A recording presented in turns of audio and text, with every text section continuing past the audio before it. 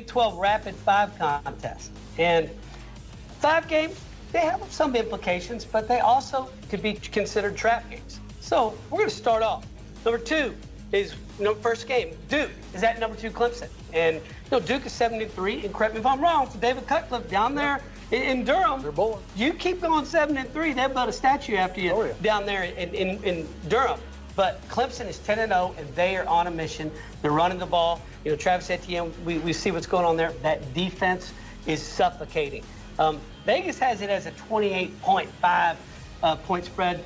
Clemson, I'm not so sure. Mark, what do you think about this? I think it's going to be a little bit closer than that. I think the reason why is because I think Clemson right now, they know that they can run the ball on anyone. They know they can throw the ball on anyone. The top 5 total scoring defense in the country at over 45 points a game, and the number 1 scoring defense in the nation, 13 points per game. So if you've got teams like that, you know exactly what you can do with a lot of NFL talent, and Duke just doesn't have that talent. Duke will fight them hard, and they'll put a couple points on the board, but I still have Clemson winning out easy, 38-17. Well, Clemson's a complete football team. You talk about offense. Why are they good on defense? They're great against the run and the pass. They're great on third down defense. They're great on goal line defense, but do not underestimate a young man by the name of Daniel Jones, a quarterback for Duke. Last week, he threw for 320 yards, rushed for 150, had 547 yards total offense by himself, which is a Duke record. That will not happen against this Clemson team. He will be a marked man come Saturday. I look for Clemson to win the game 38-17. Well, 38-17 there. Put that in your contest. There's another one. Number 16, Iowa State, Matt Campbell and the Cyclones are going to Austin to play number 15 Texas Longhorns.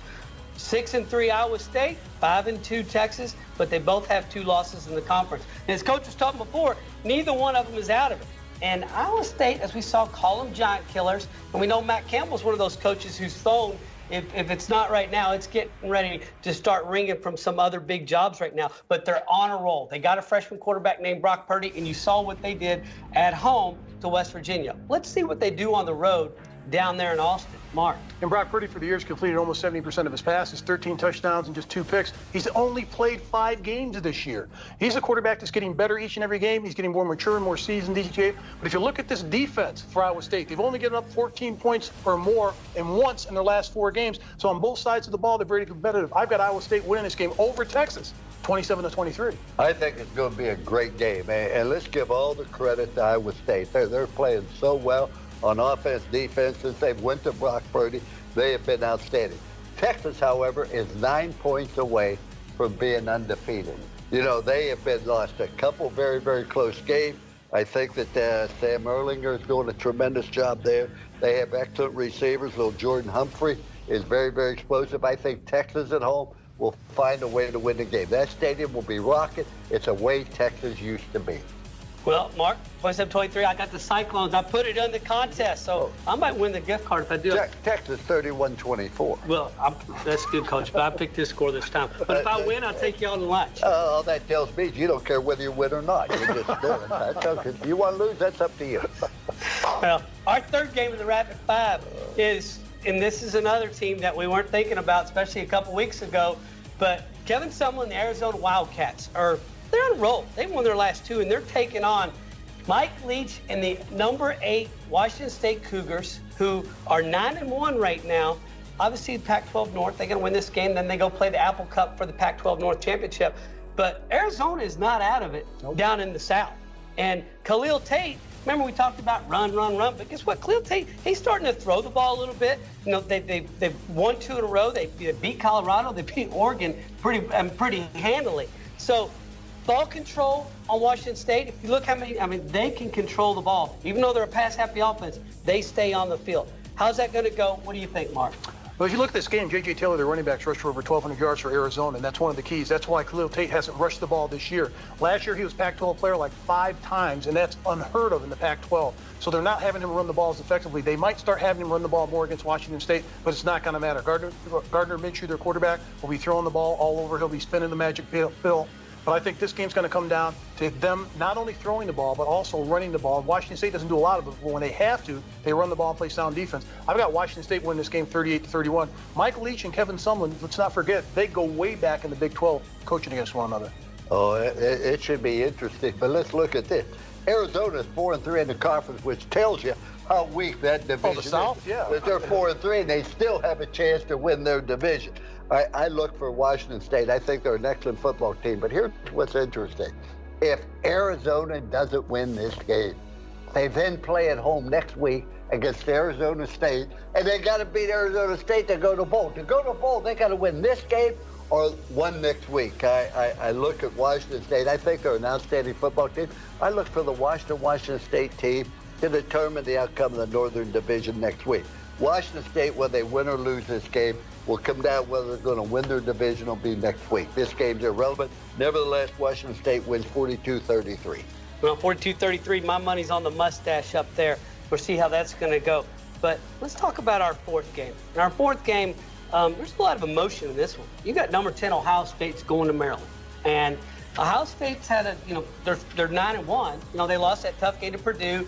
But everything from the social media going on and Twitter, the words and look on people's faces, see how it's going to go. But then you take Maryland.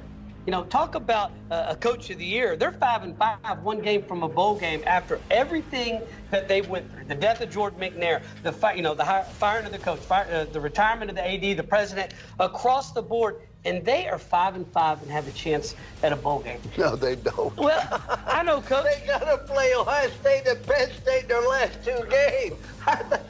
That's nice for you to encourage. It was a good story. Come on now. Here's the thing. But tell us, is it a blowout or is it going to be, Ohio State hadn't? No. Well, Ohio State's been trying to run the ball more effectively the last few weeks with J.K. Dobbins and Mike Weber, and they have done that. I think when you run the ball that effectively, it keeps the score lower. And if you look at Maryland, they're number 18th rushing attack in the nation. They're going to run the ball, so that's going to take a lot of time off the clock. But it doesn't matter. Ohio State just has too many horses in their stable. They're going to win this game against Maryland, 36-20. I don't think it's going to be close. Maryland will score a touchdown at the end of the game, and oh, by the way, it doesn't matter. The game's going to be over. I think that Maryland's had a fine year, but they have to beat Ohio State and Penn State, and that's a little bit difficult. However, I think Ohio State, what concerns me that they might be looking ahead to Michigan next week because it's such a big game. But knowing Urban Meyer, he's an outstanding coach, great leader, I think they will find a way to win this football game. Ohio State 36, Maryland 7, and you better get ready for Penn State, Maryland. Well, that's closer because the average score of the last 4 games, Ohio State beat them 56-17. Our fifth and final game in the Rapid Five, and you talk about history, and it's just known as the game. This is the 135th meeting between Yale and Harvard. Now, depending on where you graduated, one will say, oh, it's Harvard-Yale, but Yale and Harvard.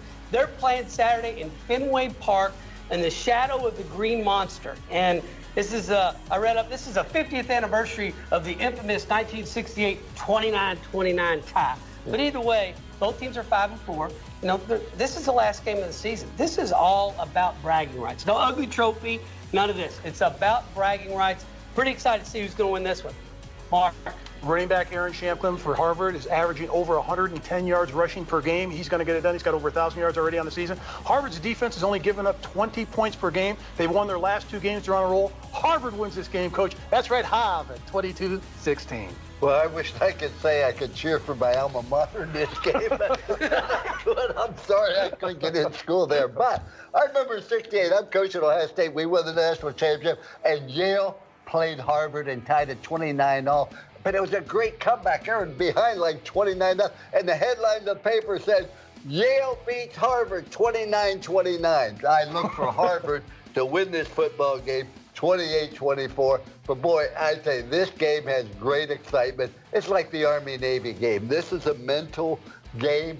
Army-Navy's a great patriotic game. A lot of deep pockets in this stadium. Oh, big time. Yes, there are. And I tell you what, I'm looking forward to the son of friends of mine, Tate Goodyear's a freshman defensive lineman for Yale. He gets his first experience, and probably no better experience than being right there in the shadow of the Green Monster. Well, there you have our college football show contest and our Week 12 Rapid 5 contest. So get on the app just like I did, pick the winners, and we're going to be back with you here in just a second. Stay tuned.